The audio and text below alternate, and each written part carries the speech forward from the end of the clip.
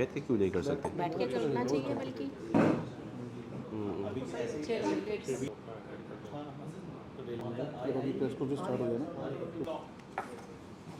Everyone is thinking that the communal tension between the Meitei and the Kukis started from the 3rd May 2023, and it is caused by the against the ST demand by the Meitei community, which are the indigenous people of Manipur, but actually it is not that.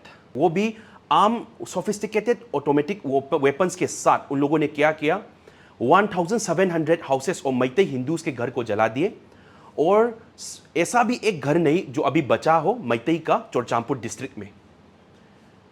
तो उसके बाद fourth मे में भी इम्फाल में ये सब हुआ, मतलब घर जलाए, मतलब कुकी का भी घर डिस्ट्रॉय हुआ। पर ये हुआ, इसका होल रेस्पॉन्सिबिलिटी और इसका जिम्मेदार कौन है कि ये कुकी मिलिटेंट्स और इलीगल इमिग्रेंट्स जो है, जो इस विषय को वायलेंस तरीके से जो शुरू किया था, ये सब रेस्पॉन्सिबिलिटी उन लोगों को लेना चाहिए। अभी कांगपोकपी डिस्ट्रिक्ट जो कुकी डोमिनेटेड एरिया में, जो वहाँ से हमारा जो इम्फाल वैली में जो रहता है, सिर्फ मैतई नहीं, अदर जाति भी जो रहता है, उसका खाने का फूड्स का जो सामान लेकर आता है NH नेशनल हाईवे नंबर 2 से, उसको रुका कर कुकी समुदाय के कुकी मिलिटेंट्स के साथ मिलकर उसको रुकाकर लूट कर लिया। उसके बाद बहुत शॉकिंग होने वाली बात क्या है कि वह सिक्योरिटी एडवाइजर, जो मणिपुर का जो अभी का सिक्योरिटी एडवाइजर है, उसने बोला कि I will just talk with the chief. ये क्या स्टेटमेंट हुआ? This is not about communal bias. This is regarding the illegal things going on there, looting the foods and goods of which are carried from the National Highway 2 to reach to the Imphal Valley. तो अभी ये जो rapid action force और ये जो पहला military force arm forces जो आया है, इम्फाल वैली में सिर्फ कंसंट्रेट करके रखा है। उसको जहाँ मतलब जो घटनाएं घटी है, जहाँ मिलिटेंट्स ग्रुप जो रही है, वहाँ पे अभी पहुँचा नहीं है। इसलिए जो लोग अभी का सिचुएशन सब नेशनल न्यूज़ पे दिखा रहा है कि मतलब अभी घटनाएं थोड़ा कम हो गया है, कर्फ्यू थोड़ा रिलैक्स हो गया है, पर रियल सिचुएशन में ऐसा नहीं है।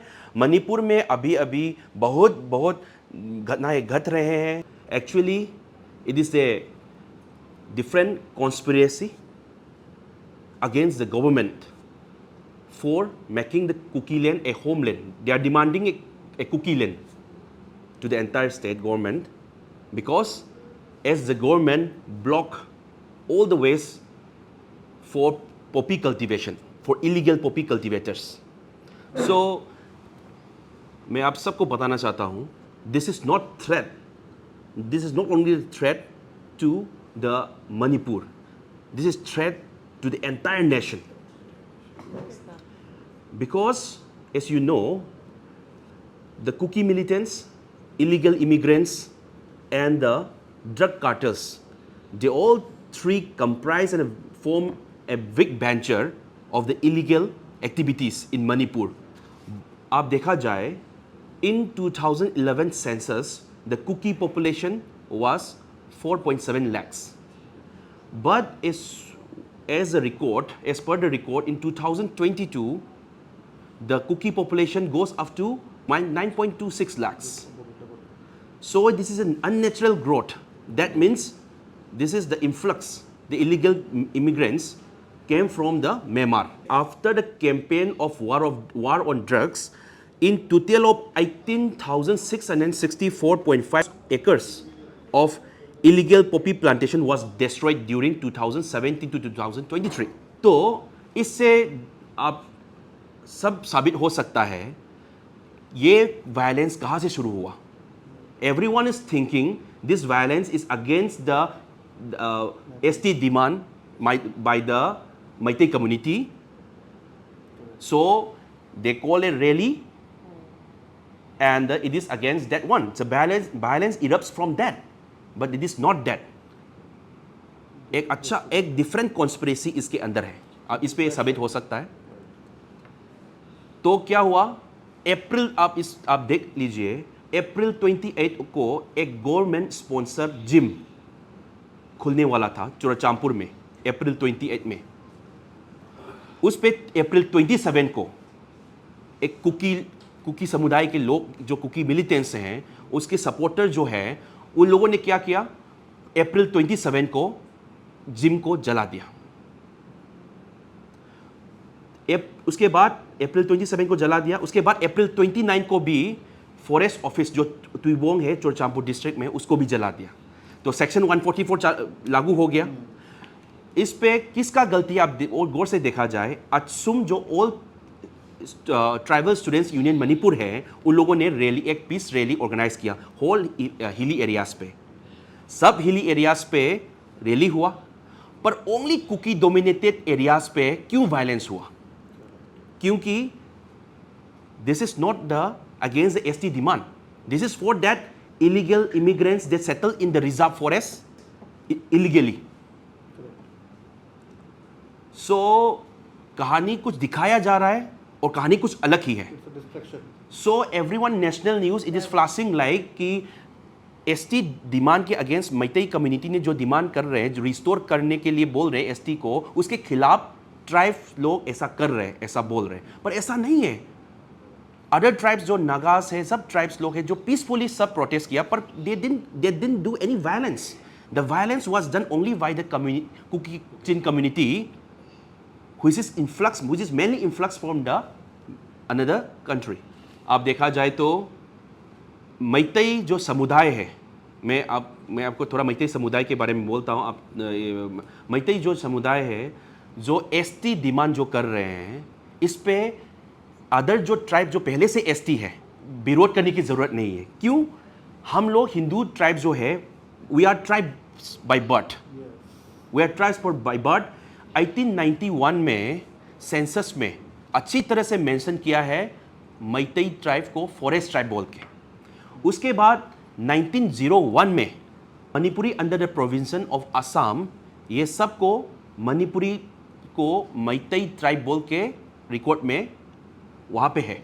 उसके बाद 1931 में अच्छी तरह से लिखा गया है, पेज नंबर 430 अंडर पेरा 181 में अच्छी तरह से लिखा गया है कि मैतेई एक हिंदू ट्राइब है, even if it has the different language and culture.